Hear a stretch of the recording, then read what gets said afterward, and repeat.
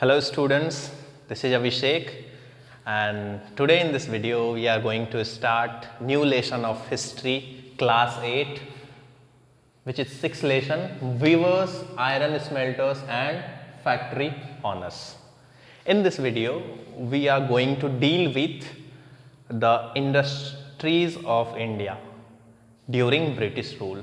Okay, mainly we will focus on two industries of India. First one is textile industry and second one is iron and steel industry. So before this I have some introductory remarks about Indian industries. Got it? So Britain came to India for trade. Trade in what? Trade in its fine quality of cotton. Okay, fine quality of cotton. We are going to learn about two industries. So in this video I'll tell you about Indian textile industry. Got it? So Britishers came to India to trade in fine quality of cotton. Okay, that is cotton, a textile industry of India. Okay, what happened with Indian cotton industry? What happened with Indian cotton textile? I would rather say. When Britishers came to India, they buy cotton clothes and sell it into the European and American markets and earn a lot of money. Okay, a lot of profit they made by selling Indian finest quality of cotton in the international as well as their own market. Got it? In which period we are talking about?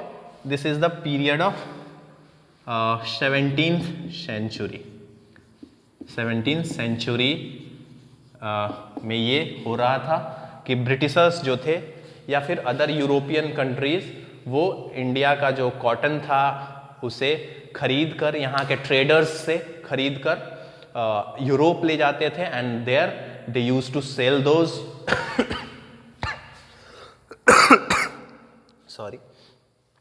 sell those clothes in British market or European markets and earn huge amount of profit. Got it?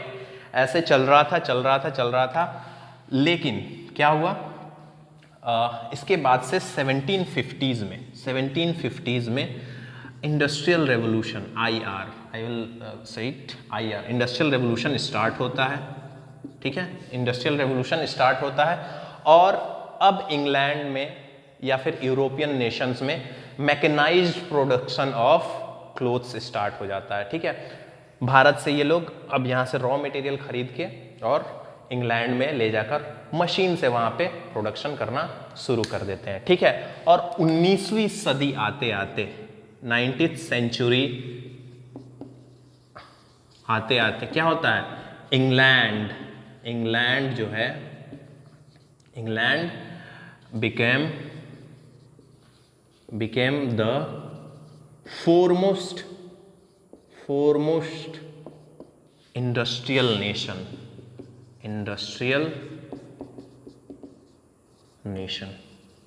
Okay,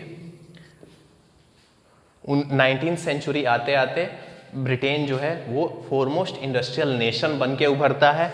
क्यों? क्योंकि 1750s में industrial revolution start हुई, machinery invention start हुए.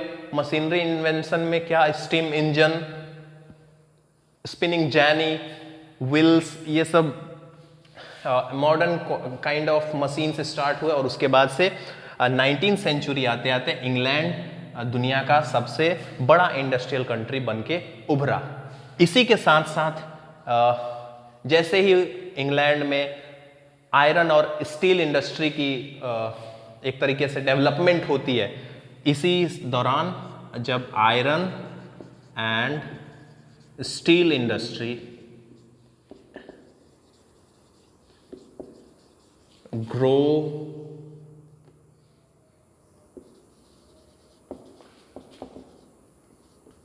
England. Okay, England में जैसे ही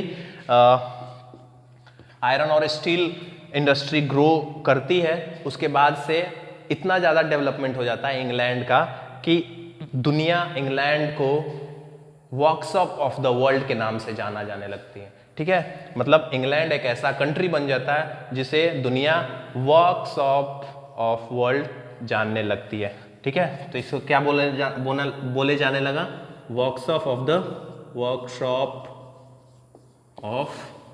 the world. Okay, England becomes workshop of the world. ठीक है, कब? जब आयरन और स्टील इंडस्ट्री ग्रो करती है। तो ये हमने देखा ब्रिटेन का इंडस्ट्रियलाइजेशन, ऐसे ब्रिटेन का इंडस्ट्रियलाइजेशन होता है। लेकिन इसके कॉन्ट्रास्ट में जो इंडियन इंडस्ट्रीज थी, जो एग्जिस्टेड इंडस्ट्रीज थी, चाहे वो टेक्सटाइल इंडस्ट्री हो या फिर आयरन और स्टील इंडस्ट्री हो, वो इस दौरान क्या हुई? बहुत बुरी तरीके से डिक्लाइन हो गई, बहुत बुरी तरीके से डिक्लाइन हो गई। इसी के बारे में हम पढ़ेंगे। अभी फिलहाल हमने क्या पढ़ा कि ब्रिटेन में 1750 के दौरान क्या होता है? मॉडर्न वर्ल्ड हिस्ट्री का एक ये सबसे इंपॉर्टेंट इवेंट है पूरी दुनिया में। क्या? Beginning of industrial revolution. इसी के बाद से बहुत ही वाइटल चेंज आता है इन वर्ल्ड इकोनॉमिक्स में एंड साथ ही साथ वर्ल्ड पॉलिटिक्स में भी। ठीक है, तो यहाँ तक हमने देखा ब्रिटेन कैसे, ये तो मतलब ओवरव्यू था। अब हम डीप में जानेंगे इंडियन टेक्सटाइल इंडस्ट्री के बारे में। ठीक है, तो अब स्टार्ट करते हैं इंडियन टेक्सटाइल इंडस्ट्री। जैसे कि पूरी दुनिया जानती थी उस समय कि इंडिया की जो कॉटन इंडस्ट्री है, कॉटन टेक्सटाइल इंडस्ट्री है, वो वन ऑफ द फाइनेस्ट है। ठीक है, तो इसमें पहला टॉपिक जो हमारे पास है वो है क्या? Indian textile and the world market. First one है Indian textile and the world market. Got it? इससे हमें क्या समझ में आता है? पहले हम जानेंगे इंडियन टेक्सटाइल की क्वालिटीज के बारे में। सो इंडिया अराउंड 1750 के आसपास इंडिया was the largest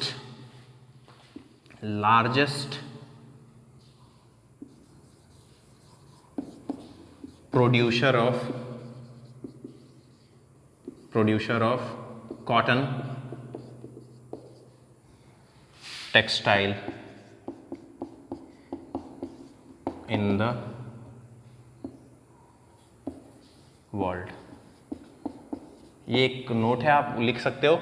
1750 के टाइम पे, मतलब इस अराउंड इंडिया जो था वो दुनिया का सबसे ज़्यादा प्रोडक्शन करने वाला कंट्री था। किस चीज़ का? कॉटन टेक्सटाइल का प्रोडक्शन करने वाला सबसे बड़ा मीन्स लार्जेस्ट प्रोड्यूसर था। ठीक है, दूसरी क्या खासियत थी? The textile of India was famous for its finest quality and of its exquisite, या फिर यूँ कह लो ब्यूटीफुल क्राफ्टमैनशिप। ओके, इंडिया का जो टेक्सटाइल था वो फेमस इसलिए था पूरे इंटायर वर्ल्ड में बिकॉज इंडियन कॉटन की क्वालिटी जो थी वो वन ऑफ द फाइनेस्ट थी। वन ऑफ द फाइनेस्ट नहीं कहेंगे, फाइनेस्ट ऑफ द वर्ल्ड। दुनिया में इतना फाइन क्वालिटी का कॉटन कहीं पे भी प्रोड्यूस नहीं किया जाता था। और इसके साथ इन एडिशन ऑफ दिस जो उन कपड़ों पे भारतीय लोग जो वेवर्स थे वो इतनी खूबसूरत हैंडीक्राफ्ट डिज़ाइन बनाते थे जो इसके खूबसूरती में चार चांद लगा देती थी। और इंडिया की जो टेक्सटाइल थी इसी वजह से पूरी दुनिया में फेमस थी। एक तो सबसे ज़्यादा प्रोडक्शन इंडिया में होता था, दूसरा जो इस पे काम किया जाता था और जो इसकी क्वालिटी थी वो दुनिया में सबसे अच्छी थी। Got it. अब इसके वजह से इंडिया का जो मार्केट, इंडियन टेक्सटाइल गुड्स का जो मार्केट था वो काफ़ी वास्ट था। क्या था? इंडियन टेक्सटाइल का जो मार्केट था, मार्केट इसका क्या था? इंडियन टेक्सटाइल का मार्केट क्या था? तो इसका मार्केट फैला हुआ था फ्रॉम साउथ ईस्ट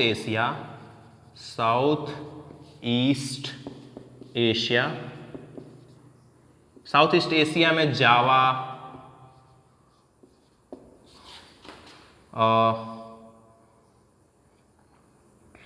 मतलब इंडोनेशिया का जो कंट्री है जैसे कि जावा है एंड सुमात्रा, ये सब आइलैंड हैं इंडोनेशिया के। Got it. मतलब ये कहाँ से फैला हुआ था इंडियन मार्केट? जहाँ पे जो इंडियन कॉटन थी वो सप्लाई होती थी, तो from South East Asia to West and Central Asia. ठीक है, इतना बड़ा मार्केट था। फिर इसके बाद से ये यूरोप में भी एंटर करता है इंडियन टेक्सटाइल। ठीक है, हम उसके बारे में आगे पढ़ेंगे।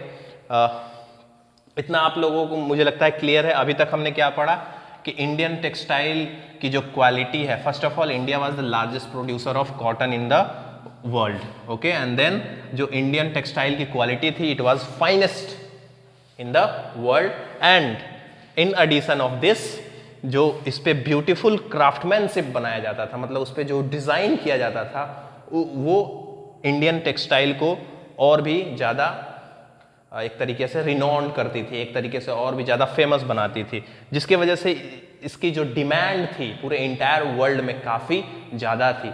और इस वजह से जो इंडियन क्राफ्ट्समैन थे, इंडियन वेवर्स थे, ये काफ़ी इंजॉय करते थे अपने बिजनेस को। बिकॉज अगर आपका बिजनेस में जो भी आप प्रोड्यूस करते हो और पूरी दुनिया में उसका मांग हो, उसकी डिमांड हो, तो आपको बहुत मज़ा आएगा और आप subsequently you will earn a lot of money. ठीक है, तो इस समय भारतीय वेवर्स की कंडीशन भी बहुत अच्छी है और भारत का जो मार्केट है ये काफ़ी वास्ट है। Got it.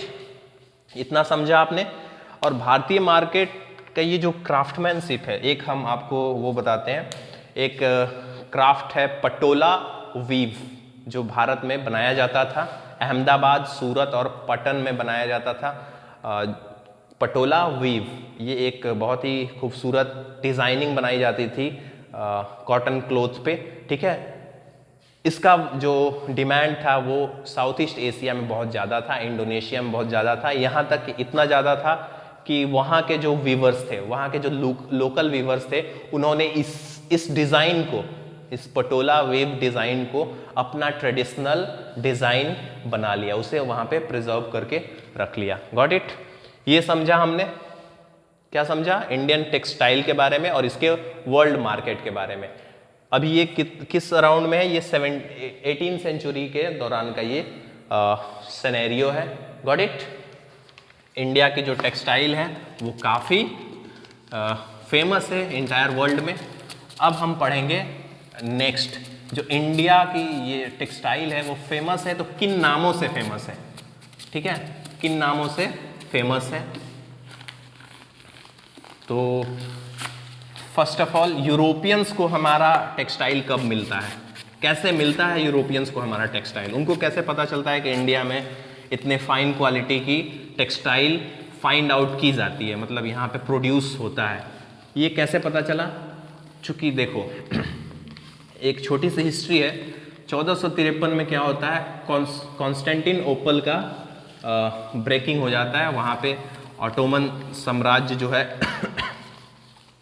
वो रोमन को क्या कर देता है, पराजित कर देता है और वहाँ पे अपना वो कब्जा जमा लेते हैं। अब इसके बाद से ट्रेड जो है वो ब्लॉक हो जाता है, लैंड रूट का ट्रेड ब्लॉक हो जाता है। देन आफ्टर क्या होता है, जो अरब मर्चेंट्स हैं वो तो लैंड से आके हमारे पास इंडिया आके हमारे टेक्सटाइल को खरीद के ले जाते हैं, और बाकी वहाँ पे जो यूरोपियंस हैं उनको मोसुल में, इराक का एक जगह है मोसुल, वहाँ पे वो उनको बेचते हैं यूरोपियन ट्रेडर्स को। अरबियन ट्रेडर्स इंडिया आते हैं, इंडिया से कॉटन गुड्स को खरीदते हैं, and then after they sold it to Europeans where, in Mosul, that is in Iraq. तो ये टर्म याद रखना, मोसुल एक शहर है, आज वो प्रेजेंट कहाँ पे है, इराक में। कहाँ पे, इराक में। तो सबसे पहले जो यूरोपियंस को इंडियन गुड्स से, इंडियन टेक्सटाइल से इंटरेक्शन हुआ वो कब हुआ, जब अरेबियन ट्रेडर्स ने इंडियन टेक्सटाइल को किससे बेचा, यूरोपियन से बेचा। तो यहां से यूरोपियंस ने उस टेक्सटाइल का नाम क्या रखा, मसलिन। ये मोसुल से मसलिन हो गया, ठीक है। अब जितने भी टेक्सटाइल थे जो इंडिया से आते थे, फेमस टेक्सटाइल, उनको यूरोपियंस क्या कहते थे, मसलिन कहते थे, ठीक है। अब क्या होता है, 1498 में क्या हुआ, जो पोर्तुगीज थे, यहाँ पे एक और पॉइंट बना लेना आप लोग, ये समझ गया पॉइंट, मोसुल में सबसे पहले इंटरेक्शन होता है अरेबियन ट्रेडर्स का, किससे, यूरोपियंस से, और अरेबियन उन्हें क्या बेचते हैं, क्या बेचते हैं, इंडिया से लाए गए कॉटन टेक्सटाइल बेचते हैं। कहां पे, मोसुल में, ये इराक का एक जगह है। इसी वजह से यूरोपियंस उस कॉटन का नाम क्या रखते हैं, मसलिन। समझ गए। दूसरा 1498 में देखते हैं हमारे पास कौन आते हैं, पोर्तुगीज। पोर्तुगीज हमारे पास आते हैं कहां पे, Portuguese landed in Kerala, landed in Calicut of Kerala. Okay, Kerala में ये लैंड करते हैं और यहां से ये क्या खरीद के ले जाते हैं, मैं पूरा नहीं लिखूंगा, बुक में सारा दिया हुआ है। यहां से खरीद के ले जाते हैं स्पाइसेस और उसके साथ साथ कॉटन्स। ऑफ कोर्स इंडिया में आए हो तो आपको यहाँ का कॉटन जरूर मिलेगा। जब इंडिया का कॉटन पूरी दुनिया में जाता है तो इंडिया के बाकी पार्ट में क्यों नहीं जाएगा, ऑफ कोर्स जाएगा। तो इनको स्पाइसेस के साथ साथ पोर्तुगीज को क्या मिलता है, स्पाइसेस तो मिलता ही है, इसके साथ साथ इनको क्या मिलता है, कॉटन भी मिलता है, ठीक है। तो इस कॉटन का इन्होंने क्या नाम रखा, चूंकि ये कैलिकट से आए हुए थे तो इस कॉटन का नाम इन्होंने रख दिया कैलिको, ठीक है। यहां से कैलिको नाम पड़ता है किसका, भारत के जितने भी कॉटन क्लोथ्स हैं उनका नाम क्या बन गया, कैलिको। कैलिको नाम कहां से डिराइव किया गया, तो कैलिकट से, ठीक है, बिकॉज कैलिकट से ये लोग लेके गए थे। समझ गए। इसी तरीके से भारत में और भी बहुत जगह से कॉटन को उपजाया जाता है, उपजाया जाता था। कॉटन उपजाने का, सॉरी ये गलत हो गया, कॉटन उपजाया सारे जगहों पे नहीं जाता था, लेकिन कॉटन की जो क्लोथ्स बनती थी वो बहुत ज़्यादा सिटीज़ में बनती थी, जैसे कि कासिम बाजार, बंगाल का जो कलकत्ता था वहाँ पे, पटना, मसूलीपट्टनम, ओके। लेकिन कॉटन उगता कहाँ है, आप सब जानते हो, ज्योग्राफी में पढ़ा होगा आपने कि ये उगता है जहाँ पे ब्लैक कॉटन सॉयल पाया जाता है। तो ये वेस्टर्न हिस्से में इंडिया के उगता है, गॉट इट। तो भारत में अंग्रेज जो हैं, आप एक अपने पेज पे देखोगे, ऑर्डर है 1730s के अराउंड ब्रिटिशर्स ने ऑर्डर किया है भारतीय कॉटन के लिए। तो ये था कि भारत से अगर आपको कॉटन ले जाना है तो आपको 2 साल पहले ऑर्डर करना पड़ता था। कितना, 2 साल पहले आपको ऑर्डर प्लेस करना पड़ता था। तो ये ऑर्डर आपके सामने आपके बुक में है, इसमें कई सारी लिस्ट्स लिखी हुई हैं। तो ये जो बुक है इसमें आप जब ध्यान से देखोगे तो जिस शहर से जो कॉटन ओरिजिन हुआ है, जिस कॉटन का ओरिजिन हुआ है जिस शहर से, उसके नाम के अकॉर्डिंग भी जाना जाता था। जैसे कि भारत में बहुत जगहों पे जैसे कासिम बाजार है, कासिम बाजार, okay, Calcutta, okay, Calcutta, Patna, Patna etcetera. यहाँ से क्या है, डेका भी बोल सकते हो, डेका। यहाँ पे सबसे ज़्यादा कॉटन के क्लोथ्स को बनाया जाता था। यहीं पे वीवर्स और स्पिनर्स काम करके कॉटन को क्या करते थे, क्लोथ में चेंज करते थे। तो मान लो यहाँ से जो कॉटन गया तो उसका नाम रख दिया कासिम बाजार कॉटन, कैलकाटा से गया तो उसके नाम से, ठीक है। इस तरीके से ये लिस्ट बना हुआ है। ऐसे कितने ऑर्डर्स हैं, तो लगभग 98 वेराइटीज ऑफ कॉटन को ऑर्डर किया गया, ठीक है, समझ रहे हो। और इन सबको एक और नाम से जाना गया, ये जितने भी कॉटन्स जो कपड़े हैं इनको एक नाम से जाना गया, piece cotton. Okay, piece cotton. ये पीस कॉटन क्या होता है, भारत से जो भी कपड़े जाते थे वो एक सर्टेन डायमेंशन में बन के जाते थे, ठीक है। बाद में वहाँ पे जाके उनको मैन्युफैक्चर मीन्स उनको सिला और डिज़ाइन किया जाता था।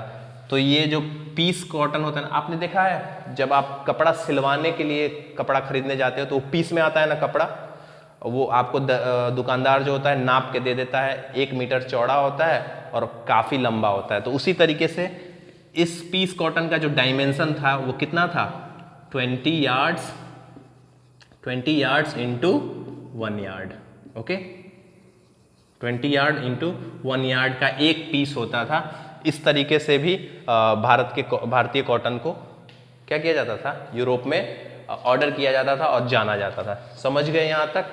आई होप आप लोगों को समझ में आया होगा।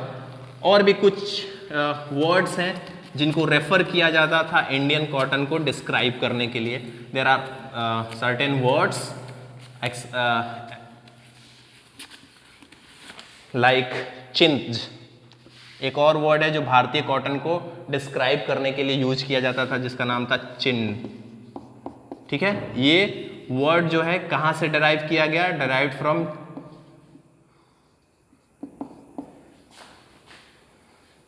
ओके, ये वो ऐसा एक वर्ड है हिंदी का चिंता। इसका मतलब क्या हुआ, इसका मतलब हुआ ये जो भारत में कपड़ा बनता था इसमें स्मॉल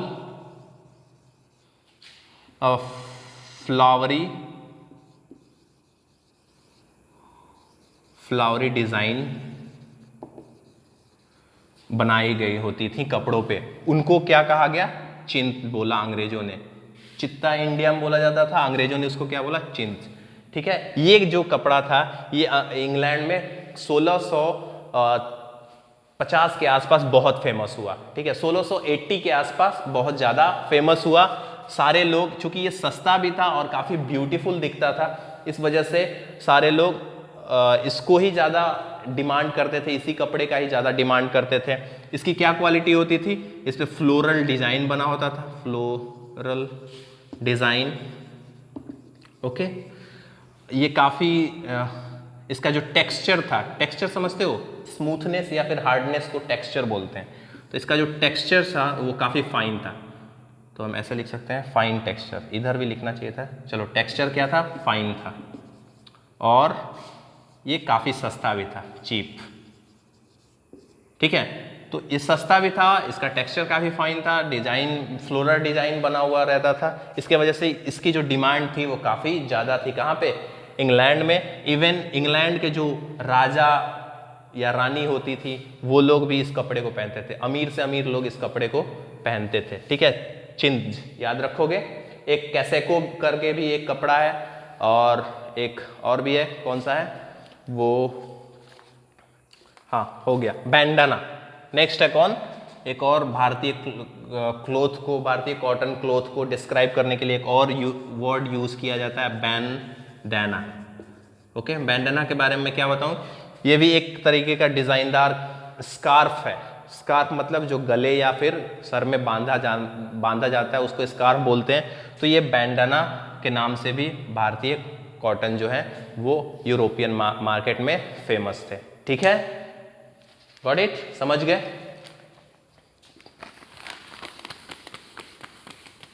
यहां तक हमने क्या पढ़ा, अभी तक दो हमने टॉपिक कवर किया, कौन कौन सा, words that tells history and Indian textile, got it, and it's world market, got it. तो इसके एवज में आप हमारे पास 2 क्वेश्चन करके भेजोगे। What was the quality of Indian cotton and why Indian cotton textile was famous across the world.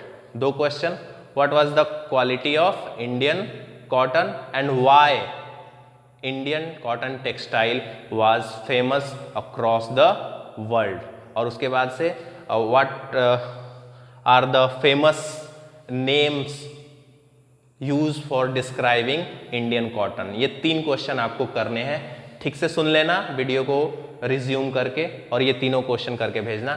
Thank you, have a nice day. अगले class में हम और भी इंटरेस्टिंग तरीके से आपको एक्सप्लेन करेंगे कैसे भारतीय टेक्सटाइल इंडस्ट्री ग्रो करती है और कैसे डिक्लाइन भी करती है। Got it, have a nice day.